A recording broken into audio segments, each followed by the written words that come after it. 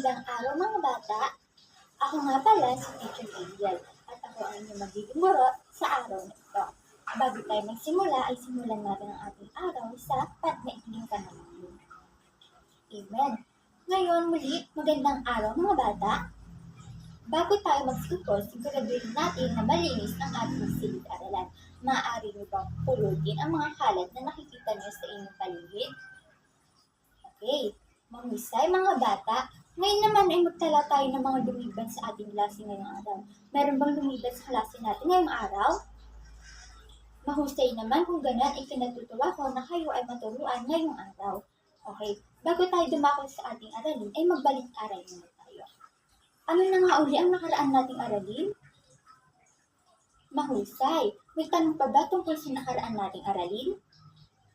Mahusay naman kung ganon. Ngayon ay bago tayo dumako sa ating aralin ay gusto niyo bang maglaro muna tayo? Okay. Ang lalaruin natin ngayon ay tinatawag na word puzzle.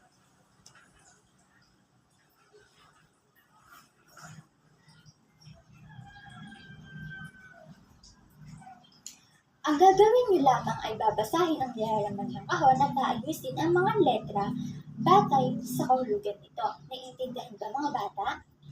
Mahusay naman kung gano'n. Very good mga bata. Nag-enjoy ba kayo sa ating laro ngayong araw? Mahusay kung gano'n. Ngayon ay dumako na tayo sa ating aralin.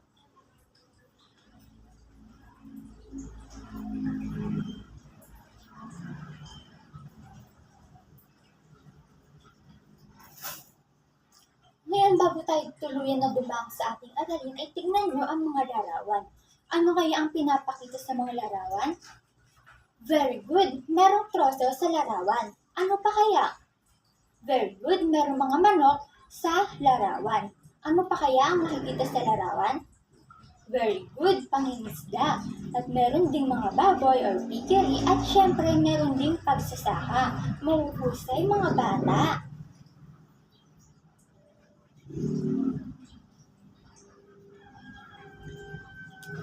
Ngayon, ang aralin natin ngayong araw ay patungkol sa kahulugan ng agrikultura at mga sangay ng agrikultura.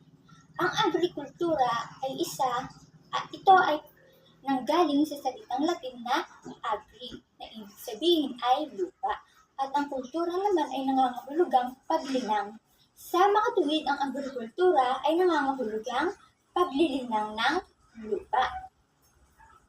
Ang mga magsasaka class ay may isa sa mga may malaking ginagampanan sa gawaing agrikultura. Sila ang gumagawa ng mga paraan upang mapataba ang mga lupa at sila rin ang nagtatanim ng mga halaman upang makalikha ng pagkain at iba pang mga produkto. Ang agrikultura ay maiuugnay din sa pag-aalaga ng mga hayop.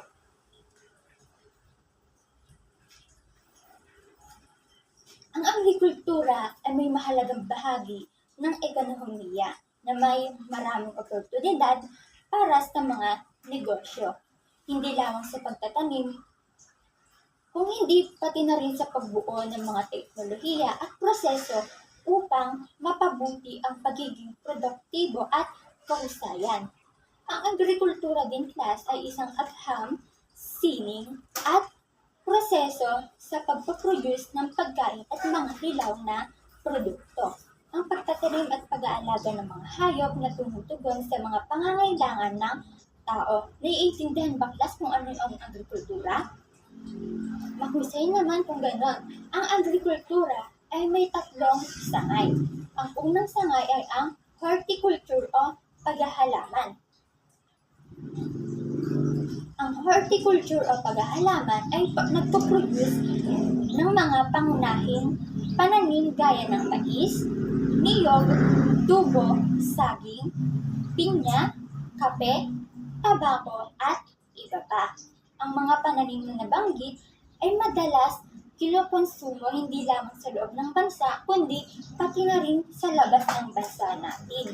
Okay, naiintindihan pa class kung ano ang horticulture o paghahalaman? Mahusay kung gano'n. Ngayon, dadako naman tayo sa ikalawang sangay ng agrikultura. Ang ikalawang sangay ay ang agronomiya o palalindangang halaman.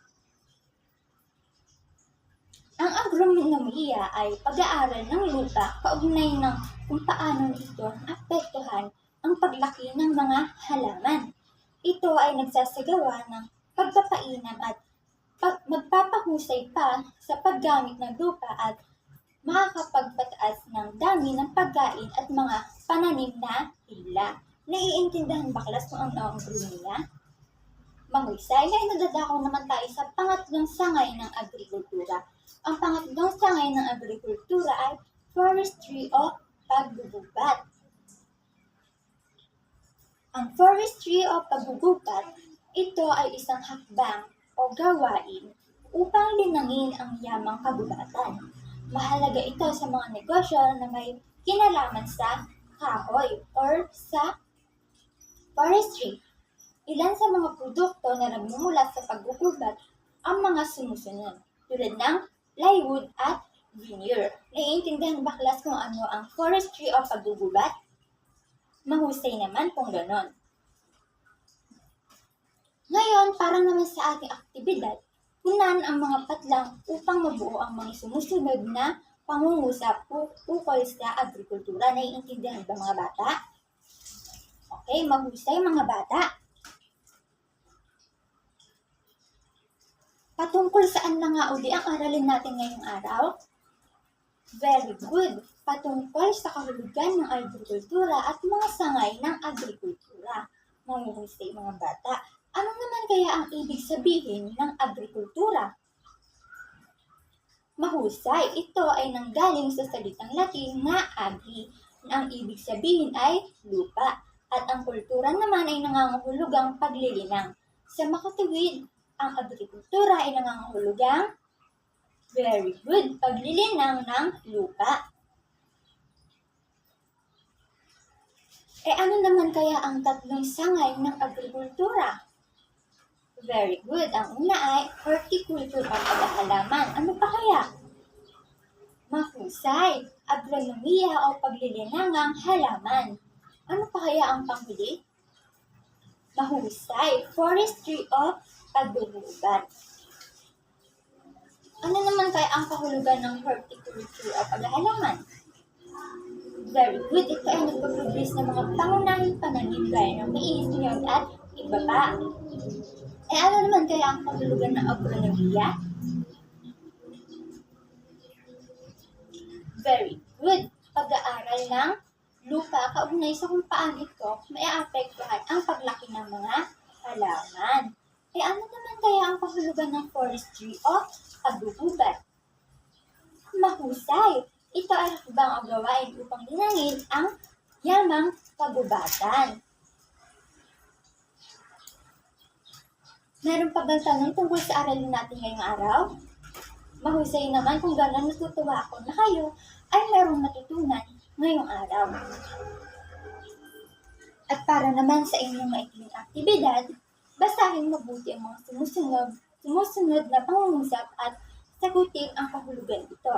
Isulat ang inyong sagot, sapat lang bago ang numero. Naiintindihan ba mga bata? Mahusay kung gano'n at para naman sa inyong takdang aralin,